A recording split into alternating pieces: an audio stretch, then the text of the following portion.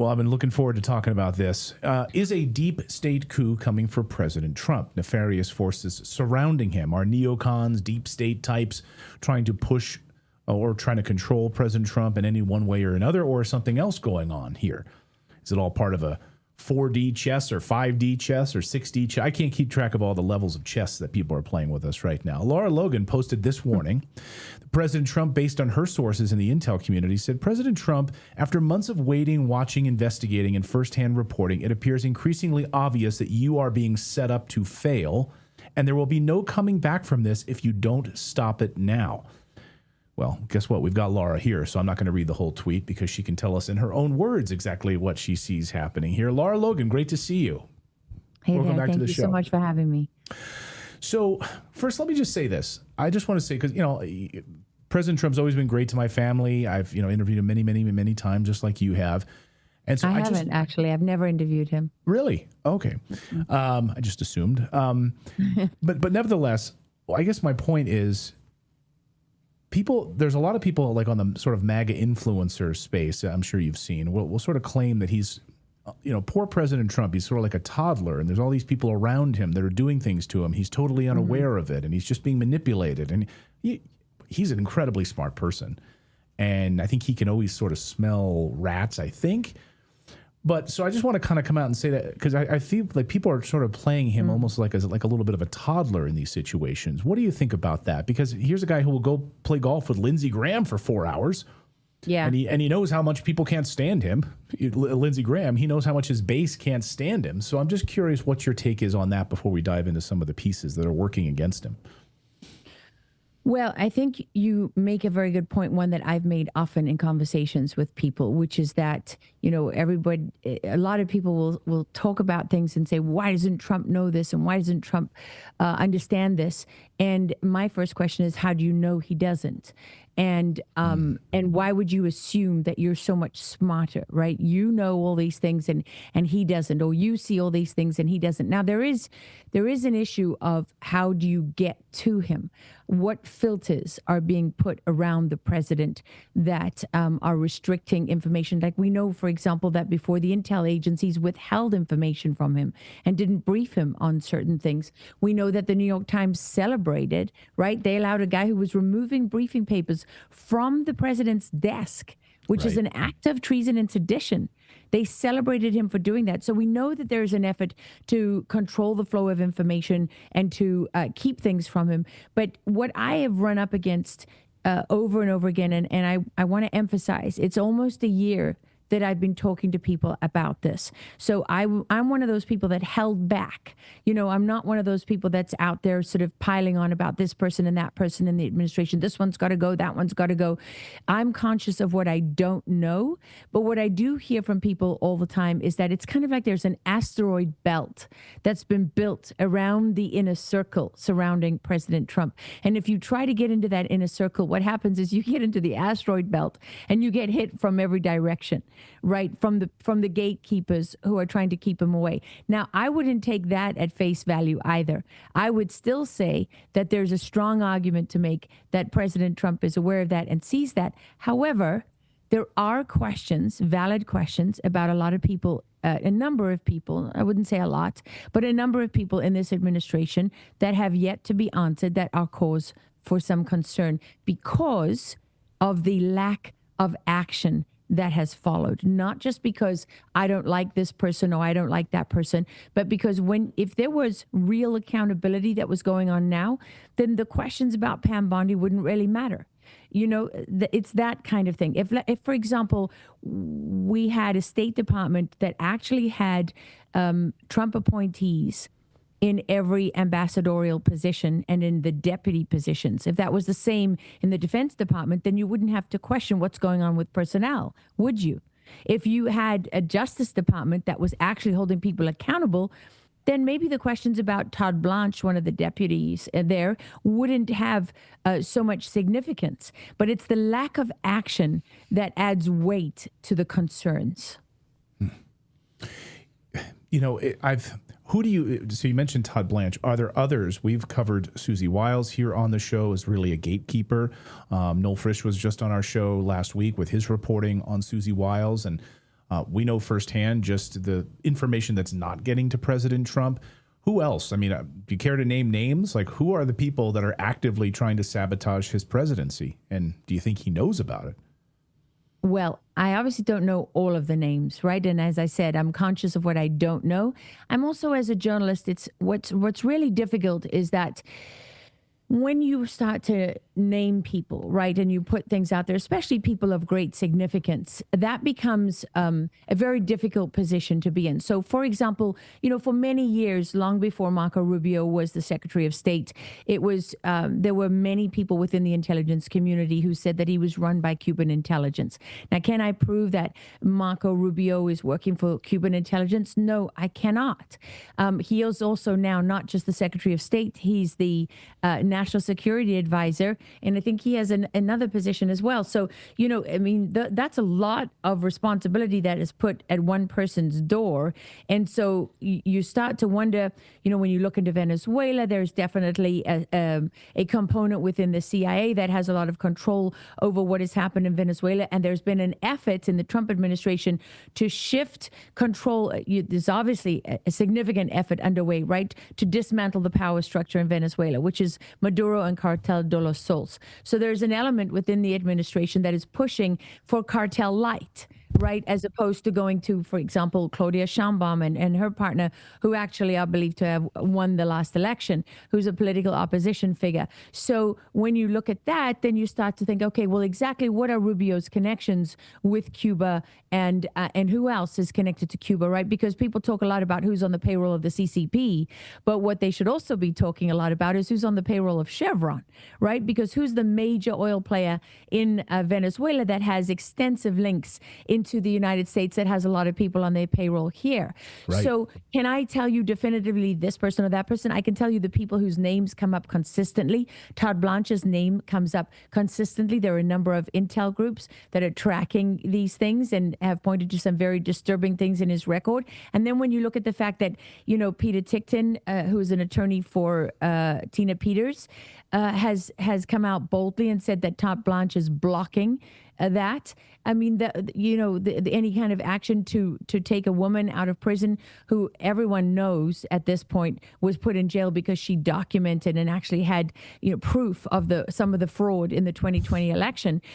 So you start those questions become more and more legitimate. There's a guy in the Intel department, Aaron Lucas, who was a CIA person. Which doesn't make him automatically. You can't say every single person that worked for the CIA is a bad guy. But then when you start to see what's happening in the intelligence community, you start to hear that people are, pushing for people to work with the deep state rather than prosecute the deep state, where people are arguing for maintaining the system instead of replacing the system. Well, then you have to start looking around and say, where is this coming from within the community? Who are the people within the administration that have got into these positions that are not doing their jobs or are preventing people from doing their jobs? So, for example, personnel is a big one.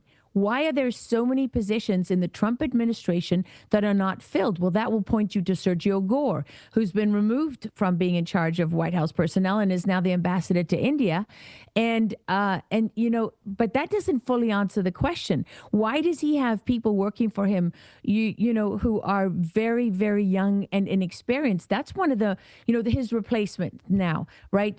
You talk about, I think is it Sekulow? That's down. No, it's not Sekulow. Is it Scavino that's down there now in personnel? We have a major problem in the Trump administration is that, for example, you have 8 deputies in intelligence in the Department of Defense. Most of those positions are still occupied by people that were whose loyalties are not to this president. They're loyal to the previous president. That's the same for the Department of Justice. That's the same for many other departments within the administration. It's too long now.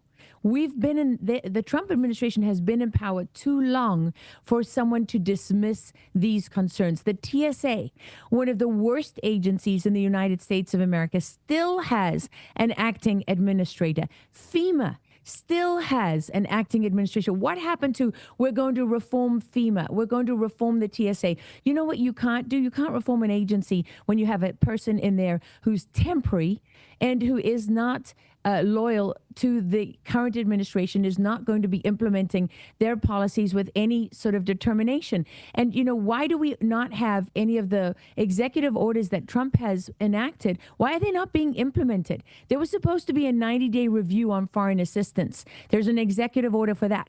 There's not been a 90-day review of foreign assistance.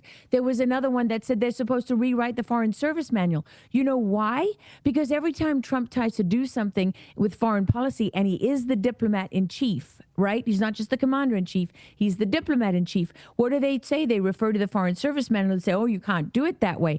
Well, rewrite the Foreign Service Manual. He did an executive order that gives him the authority to do that, and yet it hasn't been done. Why are there so many ambassadors Biden ambassadors who gave their resignations on day one, and they're still in their positions? How can you expect someone from the last administration, who's a political appointee of the Democrats, to implement the Trump agenda? They're not going to do it. And this is a major, major problem. And it cannot just be swept under the rug at this point, because the midterms are looming. And you and I both know what happens. When you get close to an election, 6 months out or longer, they start saying, oh, you can't indict somebody now because this will be regarded as election interference. We'll have to wait till after the midterms. And their plan is not to wait out 4 years of Trump. Their plan is to only have 2 years of Trump. I want to be cognizant of your time. I'll get you out of here. I know we trying to say up against a 5 p.m. time. I want to get you out of here on time. Do you believe they're going to move towards impeachment? And everything 100%. You're saying, 100%. Yeah, there's absolutely no doubt whatsoever. Look, we just had an election stolen in Virginia. I don't know if anybody was paying attention to those election results, but it's ridiculous. I mean, when you see what the mail-in ballots were the night before and then what they were the following morning, this is insanity. I mean, if Trump loses the House or the Senate or both, his presidency is over. Like, forget about it. I mean, he is 100% impeached. And why is it going to succeed this time? Because what they're going to use to impeach him is their failure to hold people accountable. Why do I say that? Because look at the information that they have. The intelligence community did a 5.5-month investigation into Russia collusion. That is one of how many investigations that have been done. Barry Loudermilk's committee, years before Trump got into office, he's a Republican congressman, they investigated January 6th. There's multiple investigations. Comer at Oversight, Judiciary. These investigations have been carried out. There is more than enough information at this point, which shows that treason and sedition was carried out. It shows the people responsible. We see this ongoing conspiracy right now. We've just had the Seditious Six come out with a video, and not only that video, but they're actively encouraging members of the United States military to violate the Uniform Code, UCMJ, the Code of Military Justice, Uniform Code of Military Justice. So why are these people still free and able to carry out crimes against the American people and against their own country? Because they haven't been held accountable. Well, guess what? You know who's going to go down for those crimes? It's not going to be those people.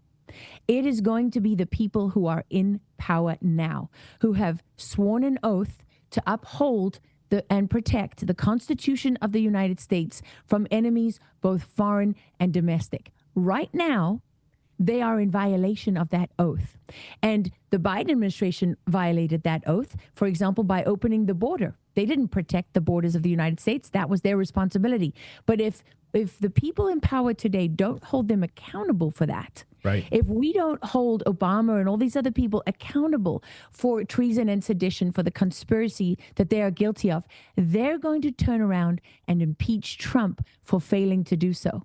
And I know that may sound counterintuitive to a lot of people, but you got to remember, look at these people. They took 1,500 people from January 6th. They destroyed those families. They lost no time at all. They violated their First Amendment rights and a plethora of other constitutional rights. They didn't get free and their right to a free and fair investigation was violated. Their right to a free and fair trial was violated. I mean, for goodness sake, they were carried out. The same judges in Washington, D.C. that convicted one person after after another, after another, after another. How can you get a free and fair trial? You cannot. How can you even have a jury of your peers in Washington, D.C.? I mean, so, they don't care about violating your constitutional rights.